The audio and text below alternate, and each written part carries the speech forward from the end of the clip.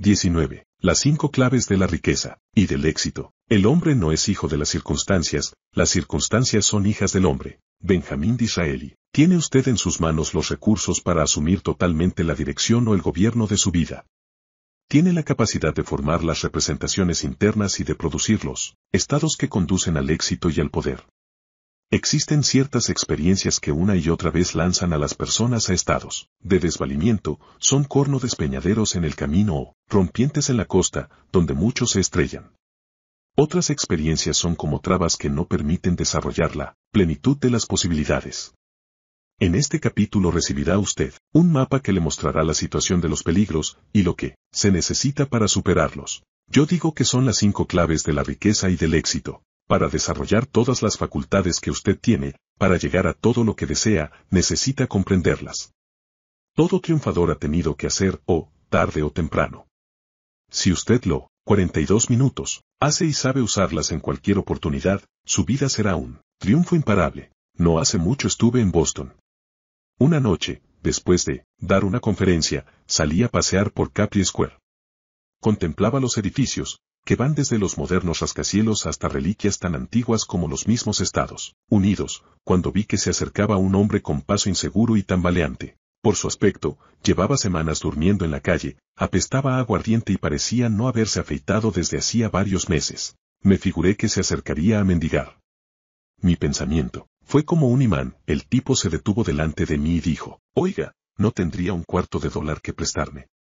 Al principio me pregunté si sería oportuno premiar su conducta. Luego me dije que prefería aliviar su situación. En cualquier caso, $1/4 no supondría mucha diferencia, así que decidí darle al menos una lección. ¿1/4? ¿No quieres nada más que $1/4? Y él respondió: «Solo $1/4». Con que eché mano al bolsillo, saqué $1/4 y se lo di, diciendo: «La vida pagará cualquier precio que tú pidas». El individuo se quedó atónito y luego se alejó andando de espaldas. Mientras le contemplaba, me quedé pensando en las diferencias entre los que triunfan y los que fracasan. Pensé, ¿en qué nos diferenciamos él y yo? ¿A qué se debe que yo haya tenido la suerte de hacer lo que quiera, dónde, cuándo, con quién y siempre que quiera? En cambio él, a sus 60 años de edad, eso aparentaba, vive en la calle y pide limosnas, de 25 centavos. ¿Acaso Dios bajó y dijo: «Robbins, has sido bueno, y voy a premiarte con la vida que siempre soñaste»? Ni por asomo. ¿Acaso nací con recursos o ventajas superiores? No lo creo. En ocasiones lo pasé casi tan mal como aquel tipo, aunque no llegase a beber tanto ni a dormir en la calle. Creo que parte de la diferencia estaba en la contestación que le di: «La vida te pagará cualquier precio que tú pidas. Pide 1 centavo, y sacarás eso y nada más. Pide alegrías y éxitos sonados, y eso obtendrás también». Mis estudios me han con 429, vencido de que cuando uno aprende a dirigir sus estados y a dominar su comportamiento, puede conseguir cuanto se proponga. Sepa lo que quiere pedirle a la vida, y tenga la seguridad de obtenerlo. Durante los meses siguientes me dediqué a hablar con otros vagabundos y les pedí que me contaran su vida y cómo habían llegado a su condición presente. Descubrí que todos conocemos dificultades parecidas, y que la diferencia está en la manera de reaccionar ante ellas. La palabra que tú digas, esa será la que oirás. Proverbio griego. Voy a participarle 5 claves o lemas que le van a servir como indicadores en la carretera del éxito. No hay nada profundo ni abstruso en ellos. Pero son absolutamente cruciales. Si llega a dominarlos, las posibilidades de usted no conocerán límites. Pero si no los usa, usted mismo se habrá marcado límites en cuanto al límite que puede alcanzar.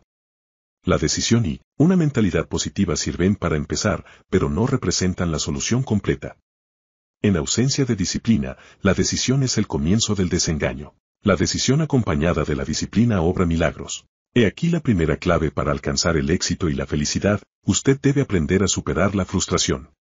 Si quiere llegar a ser todo lo que podría ser, hacer todo lo factible, oír todo lo escuchable y ver todo lo que merece verse, debe aprender a superar la frustración, que es capaz de romper los sueños, de convertir una actitud positiva en negativa y un estado de poder en un estado de desvalimiento, como sucede demasiadas veces. Y lo peor de la actitud negativa es que destruye la autodisciplina. Y perdida la autodisciplina, perdidos los resultados que uno deseaba. Así que, para asegurarse el éxito a largo plazo, debe aprender a disciplinar su frustración. Voy a decirle algo, la clave del éxito es una frustración de mayor cuantía. Fíjese en cualquier éxito importante, y casi siempre observará que el camino hacia el mismo estuvo empedrado de decepciones tremendas. El que diga lo contrario no sabe nada del éxito. Solo hay dos clases de hombres, los que superaron la frustración y los que se quedaron deseando haber sido capaces de superarla. Érase una pequeña empresa llamada Federal Express. La fundó un tipo llamado Fred Smith, que acumuló montañas de frustración antes de convertirla en un negocio multimillonario. Cuando empezó, después de invertir en la empresa, hasta el último centavo, calculaba entregar unos 150 paquetes. En vez de eso, despachó 16, 5 de los cuales fueron enviados por la empresa al domicilio de uno de sus empleados. A partir de aquí las cosas empeoraron. Durante algunas temporadas los empleados se cobraron la nómina en especies porque no había fondos para pagar. Más de una vez, los aviones estuvieron a punto de ser embargados, en ocasiones se vieron obligados a cubrir una determinada facturación diaria para no tener que cerrar al día siguiente. Hoy, Federal Express es una compañía que vale muchos miles de millones. La única explicación de que exista todavía es que allí estaba Fred Smith, capaz de encajar frustración tras frustración. La recompensa por superar la frustración es enorme. El que se arruina probablemente no ha sido capaz de soportar mucha frustración. Uno dice, muy bien, estoy en quiebra y, por eso me siento frustrado. Lo que pasa es que lo ha entendido al revés. Si hubiera encajado mejor la frustración, sería rico. Una de las principales diferencias entre los financieramente solventes y quienes no lo son es la capacidad de encajar frustraciones. No soy tan indiferente como para insinuar que la pobreza no conlleve, también, grandes frustraciones. Lo que digo es que el camino para no ser pobre pasa por encajar más y más frustraciones hasta que uno logra triunfar. Popularmente se dice, la gente rica no sabe lo que es pasar apuros. La realidad es que quien emprende algo, pasa más apuros que nadie, solo es cuestión de saber enfrentarse a ellos, idear nuevas estrategias, ingeniar nuevas alternativas. No olvide que ser rico no es solo cuestión de tener. 431. Dinero. Cualquier relación extraordinaria acarrea problemas y desafíos. El que no quiera tener problemas debería evitar cualquier género de relaciones. Hay grandes frustraciones en el camino de todo gran éxito, en los negocios, en las relaciones y en la vida. El mayor don que nos proporcionan las técnicas del rendimiento óptimo es que nos enseñan cómo enfrentarnos eficazmente a la frustración. Usted puede asimilar lo que normalmente le frustra y reprogramarlo para que le estimule. La PNL, programación neurolingüística, es mucho más que un recurso para mentalizarse positivamente. El problema de la mentalización positiva es que hay que detenerse a pensar, mientras tanto, quizás sea ya demasiado tarde para hacer lo necesario. La PNL ofrece un medio para convertir el estrés en oportunidades. Usted ya sabe cómo tomar las imágenes que solían deprimirle y hacer que se marchiten y desaparezcan, o sustituirlas por imágenes que le hagan entrar en éxtasis. No, es difícil. Ya ha aprendido a hacerlo. He aquí una fórmula para vencer el estrés en 2 etapas. Número 1, no se deje abrumar por pequeñeces. Número 2, no olvide que en realidad, todo es una pequeñez. Todos los triunfadores han llegado a saber que el éxito está oculto al otro lado de la frustración. Por desgracia, muchos no logran saltar al otro lado. Quienes no consiguen alcanzar sus metas generalmente se han dejado vencer por la frustración, han permitido que ésta les disuadiera de emprender las acciones necesarias que les hubieran servido para avanzar hacia la consecución de sus deseos. Para pasar esa barrera hay que combatir la frustración, hay que tomarse cada revés como una realimentación de informaciones que sirve para aprender, y hay que seguir empujando. Dudo de que encuentre usted muchos triunfadores que no hayan pasado por todo eso. He aquí la segunda clave, usted debe aprender a superar el rechazo. Cuando repito este concepto en un cursillo, la fisiología de los oyentes cambia en grado perceptible. Habrá algo en el lenguaje humano que duela más que la simple palabra, ¿no?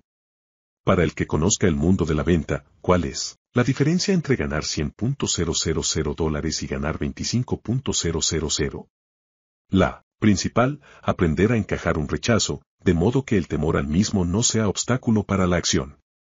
Los mejores vendedores son los que escuchan más negativas son los que saben tomar un no y servirse de él como palanca para pasar al sí. El desafío más grande para todo aquel que se haya formado en nuestra cultura es la dificultad de superar un no. ¿Recuerda la pregunta que hacíamos en otro lugar? ¿Qué haría usted si supiera que no podía fracasar? Piénselo ahora. Si tuviera la seguridad de no fracasar, ¿influiría ello en su comportamiento? ¿No le permitiría hacer exactamente lo que desea?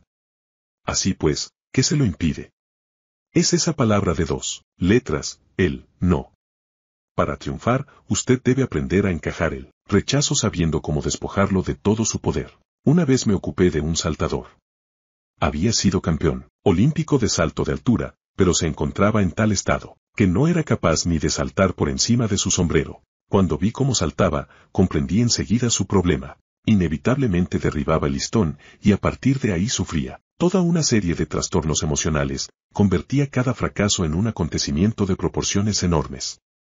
Le llamé, y le dije que no volviera a hacerlo si quería que siguiéramos colaborando. Registraba todos los intentos como fracasos. Enviaba a su cerebro un mensaje que subrayaba la imagen del fracaso, y esa imagen se le presentaba cada vez que intentaba el salto. Cuando saltaba, su cerebro estaba más entretenido con la idea del fracaso que con ponerse en estado de dominio de sus recursos para alcanzar el éxito. Le enseñé que cada vez que chocase con el listón debía decirse a. Otra modificación, en vez de $, $. Otro fracaso. Era preciso que se pusiera en estado de posesión de sus recursos antes de volver a saltar. Después de estas palabras, y al tercer intento, consiguió una marca que no alcanzaba desde hacía 2 años. No hace falta gran cosa para cambiar. La diferencia entre 2,10 metros y 2,433 metros 30 es de menos de un 10%. No es mucha diferencia de altura, pero sí una gran diferencia de rendimiento. De manera parecida, una pequeña modificación puede acarrear un gran cambio en la calidad de vida de usted. ¿Oyó hablar de ese tipo llamado Rambo, o Sylvester Stallone? ¿Cree que se limitó a presentarse en el despacho de un agente o en un estudio para que le dijeran, sí, nos gustan sus músculos y vamos a hacerle protagonista de una película? No fue exactamente así. Sylvester Stallone ha triunfado porque fue capaz de resistir un rechazo tras otro. Cuando empezaba recibió más de 1 millar de negativas. Visitó a todos los agentes artísticos de Nueva York, y todos le dijeron que no. Pero él siguió empujando, siguió insistiendo, y por fin, hizo una película titulada Rocky. Supo escuchar la palabra no 1000 veces y, pese a ello, llamar a la puerta número 1.001. ¿Cuántos noes aguantaría usted? ¿Cuántas veces habrá deseado acercarse a alguna persona interesante y dirigirle la palabra, dejando de hacerlo para no tener que escuchar un posible no? ¿Cuántas veces habrá decidido no presentarse a una oferta de empleo, o no visitar a un cliente, o no pasar una prueba, porque tuvo miedo a una negativa? Dese cuenta, ahora de lo absurdo que es eso. Dese cuenta de que se pone cortapisas a sí mismo por temor a una palabra de 2 letras. Y, eso que la palabra en sí no tiene ningún poder, ni corta, ni le priva de ninguna de sus fuerzas. Todo su poder procede de la manera en que se la representa usted a sí mismo, de los límites que usted se impone ante ella. ¿Y cuál es la consecuencia de unos pensamientos limitados? Pues una vida limitada. El que sabe controlar su cerebro puede controlar su reacción ante un rechazo. Incluso puede instalar un anclaje de modo que él no le sirva de estímulo. Eso es tomar el rechazo y convertirlo en una oportunidad. Usted, vendedor, puede anclarse de manera que el timbre de la puerta del cliente dispare la fiebre de la acción, y no el temor al fracaso. No olvide que el éxito está oculto al otro lado. Además, sin rechazo no hay triunfo auténtico. Cuantas más negativas reciba usted, más habrá aprendido y más cerca se encontrará de su desenlace. La próxima vez que alguien le rechace, dele un abrazo, a lo mejor, con eso cambia su fisiología. Convierta los noes en abrazos. Si llega a superar el rechazo conseguirá cuanto se proponga. Esta es la tercera clave de la riqueza y la felicidad. Usted debe aprender a superar la presión financiera. La presión financiera solo la desconoce aquel que no tiene finanzas de ninguna clase. Hay muchos tipos de presión financiera, y han hundido muchas personas. Pueden propiciar la codicia, la envidia, el engaño o la paranoia, pueden embotarle su sensibilidad o privarle de amigos. Pero fíjese en que he dicho, que pueden, no que vaya a ser así necesariamente. Superar la presión financiera quiere decir saber tomar, y saber dar, saber ganar y saber ahorrar. Cuando empecé a ganar dinero las cosas se me complicaron. Los amigos me negaban su ayuda, diciendo, estás lleno de dinero. ¿Qué problema tienes? Yo negaba que fuera así, pero ellos no me creían. De súbito la gente me contemplaba, de otra manera, y solo porque había cambiado mi situación económica, algunos se mostraron bastante resentidos.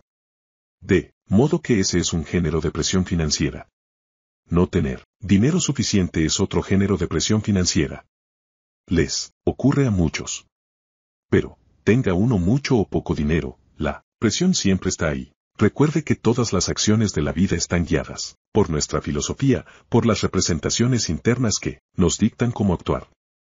Para un modelo magnífico de cómo superar la presión financiera consulte la obra El hombre más rico de Babilonia, de George S. Clason. ¿La ha leído? En caso afirmativo, léala otra vez, de lo contrario, salga a comprarla enseguida. Es un libro que puede hacerle rico, feliz y totalmente dispuesto a triunfar. Para mí, la más importante de sus enseñanzas es la que dice que debemos regalar el 10% de todo cuanto ganamos. Es verdad. ¿Por qué? En primer lugar, porque cuando uno ha sacado algo siempre se ve obligado a devolver algo. Otro motivo es que se crean valores, para uno mismo y para los demás. Y lo más importante, decirle al mundo y a su propio inconsciente que tiene usted más, 435, de lo que necesita.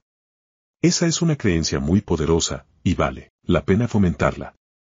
Si a usted le sobra, eso quiere decir que tiene lo necesario y que otros pueden conseguirlo también, y esa es una creencia que tiende a realizarse por sí misma. ¿Cuándo empezaremos a regalar ese 10%? ¿Cuándo seamos ricos y famosos?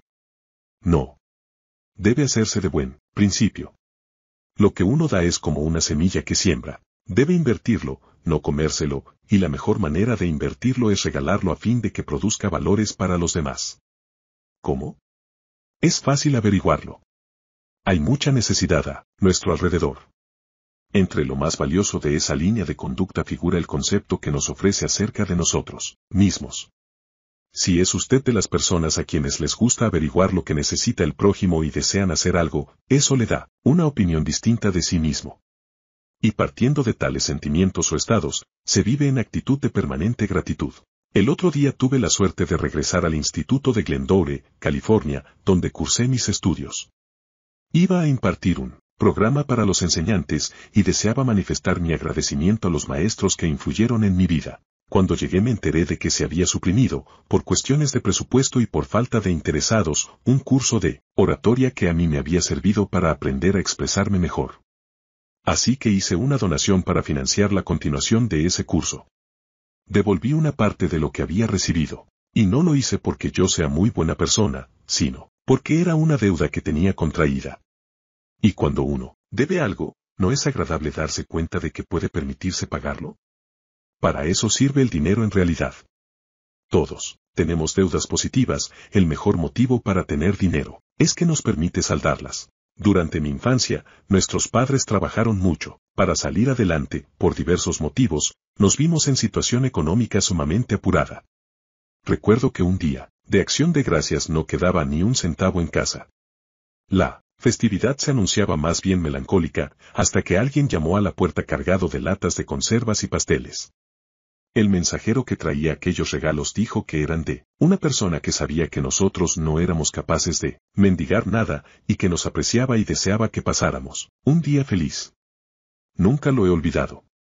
De manera que todos los años, cuando llega el día de acción de gracias hago lo mismo que alguien hizo por mí en aquella ocasión, salgo a comprar alimentos para una semana y se los llevo a alguna familia necesitada, presentándome siempre como recadero o transportista, nunca como la misma persona que hace el regalo. Y siempre dejo una nota diciendo, regalo de alguien que les aprecia a ustedes y desea que pronto se vean en condiciones de prestar el mismo favor a otros necesitados. Ha llegado a ser una de las grandes festividades del año, para mí. Ver las caras de las personas cuando se enteran de que hay alguien que les aprecia, de que importan a alguien, merece la pena. Un año se nos ocurrió repartir pasteles por el barrio de Harlem, pero no disponíamos de camioneta ni coche, y estaba todo cerrado. Mi personal me dijo, dejémoslo, por este año, pero yo contesté, no. Quiero hacerlo. Me objetaron, ¿cómo va a hacerlo, si no tiene una camioneta, para el reparto? Dije que había muchas camionetas en la calle y que ya encontraríamos alguna que nos hiciera el favor. Me puse a detener vehículos en plena calle, intento que no le recomiendo a nadie en Nueva York. Muchos transportistas circulan como si condujeran un blindado, y el hecho de que fuese día festivo no parecía importar. Así que me planté en un semáforo y me puse a llamar a las ventanillas de los vehículos, ofreciendo $100 al conductor que nos llevase a Harlem. Como esto tampoco daba resultado, cambié un poco mi mensaje. Les dije que pretendía alquilar 1 hora y media de su tiempo para repartir alimentos entre los residentes de un barrio deprimido de la ciudad. Eso tal vez sería mejor. Yo tenía decidido que necesitaba un vehículo de tamaño suficiente para un volumen considerable de alimentos. De súbito se nos plantó enfrente, una camioneta magnífica de color morado, con la caja ampliada y más larga de lo normal. Uno de mis empleados cruzó la calle corriendo mientras el semáforo estaba en rojo y le ofreció los $100 al con 437 doctor si quería hacernos el servicio. Pero él replicó, no, tienen que pagarme nada. Les llevaré gratis y con mucho gusto. Esto sucedía al 10º intento. Luego alargó la mano, y se puso la gorra que llevaba sobre el asiento. Era del Ejército de Salvación. El conductor se presentó como el capitán Ion Rondón y dijo estar dispuesto a repartir alimentos donde nosotros quisiéramos y hubiese verdadera necesidad. Por fin, y en vez de limitarnos a repartir en Harlem, visitamos también el barrio sur del Bronx, que es uno de los peores guetos del país. Pasamos por delante de muchos solares vacíos y casas en derribo hasta encontrar un comercio de alimentación abierto, donde compramos alimentos que repartimos entre los inquilinos ilegales, los ocupantes clandestinos, los vagabundos y las familias honradas en lucha por abrirse camino. Ignoro hasta qué punto habremos cambiado las vidas de aquellas personas, aunque el capitán Rondón dijo que cambiarían sus opiniones sobre la actitud de los demás. Ninguna cantidad de dinero puede comprar lo que uno obtiene cuando es uno mismo quien da. Ninguna programación financiera le dará a usted más de lo que consigue al regalar ese 10%, porque esto le enseña lo que puede hacer el dinero, y también lo que no puede, y esas son las dos lecciones de mayor utilidad en la vida. En otros tiempos yo creía que para ayudar a los pobres era preciso convertirse en uno de ellos. Hoy creo que quizás sea más cierto lo contrario. La mejor manera de ayudar a los pobres es presentarles un modelo de que existen otras posibilidades, para que sepan que hay otras opciones a su alcance, y ayudarles a desarrollar los recursos necesarios para que sean autosuficientes. Tras haber regalado un 10% de sus ingresos, dedique otro 10% a pagar sus deudas y un tercer 10% al ahorro, con el fin de acumular un capital para futuras inversiones. Debe arreglárselas para vivir con el 70% restante. Vivimos en una sociedad capitalista, donde la mayoría de las personas no son capitalistas. Por tanto, no disfrutan del nivel de vida que desean. ¿Para qué vivir en una sociedad capitalista, repleta de oportunidades, si 438 no aprovechamos ese sistema por cuya creación lucharon nuestros predecesores? Aprenda a guardar su dinero y a utilizarlo como capital. No acumulará nada si lo gasta todo, jamás dispondrá de los recursos que necesita. Se dice que actualmente el nivel medio de renta en California es de $25.000 al año, y el nivel medio de gastos es de $30.000. A esa diferencia también se le llama presión financiera. No, creo que usted desee figurar entre esos. La conclusión es que con el dinero ocurre lo mismo que con todo lo demás. Puede hacerlo trabajar a favor o en contra de usted. Debe ser capaz de manejar el dinero como cualquier otro elemento de su mente, con la misma idoneidad en cuanto a los fines y la misma elegancia. Aprenda a ganar, a ahorrar y a dar. Si lo consigue dominará la presión financiera, y el dinero no será nunca más un estímulo que le ponga en un estado negativo, haciéndole caer en la infelicidad o tratar con los demás en condiciones de inferioridad muy alejadas de la plenitud de recursos. Una vez domine esas 3 primeras claves empezará a percibir su vida como un gran triunfo. Si domina la frustración, el rechazo y la presión financiera, no habrá nada que no pueda emprender. ¿Ha visto usted alguna actuación de la cantante Tina Turner? Es una persona que ha encajado cantidades sobradas de esas tres cosas. Era ya una estrella cuando se arruinó su matrimonio, perdió todo su dinero y pasó 8 años trabajando en hoteles y salas de baja categoría, que es como pasar el purgatorio del mundo del espectáculo. Las agencias no contestaban a sus llamadas telefónicas, ni mucho menos pensaban en llamarla para ofrecerle un contrato de grabación. Pero ella continuó en la brega, siguió haciendo caso omiso de los noes, y trabajó hasta pagar sus deudas y enderezar sus finanzas. Por último logró llegar de nuevo a la cima de la industria del espectáculo. Usted también puede llegar a donde quiera. Y aquí es donde se aplica nuestro lema o clave número 4, usted debe aprender a superar la vanidad. El lector habrá observado que muchas celebridades o deportistas, después de alcanzar 439, cierto nivel de éxito, se quedan atascados, sin progresar más en su carrera. Es porque caen en la autocomplacencia, y entonces pierden lo que les permitió encumbrarse desde el primer momento. Al que ha conseguido mucho, todavía le falta conseguir todo el futuro que queda por delante. Lao Tse, Tao Te Ching. La vanidad es una de las pasiones más desastrosas. ¿Qué le ocurre al individuo que se apoltrona? Deja de progresar, deja de trabajar, deja de crear valor añadido. Usted no deseará apoltronarse, y si está ya demasiado satisfecho de sí mismo, es probable que haya dejado de progresar. Como ha dicho Bob Dylan, el que no está ocupado en hacer está ocupado en morir. El que no sube, baja. Una vez le pidieron a Ray Kroc, el fundador de la cadena McDonald's, un consejo que fuese garantía de una larga vida de éxito, y su contestación fue esta: el que está verde, crece; el que está maduro, empieza a pudrirse.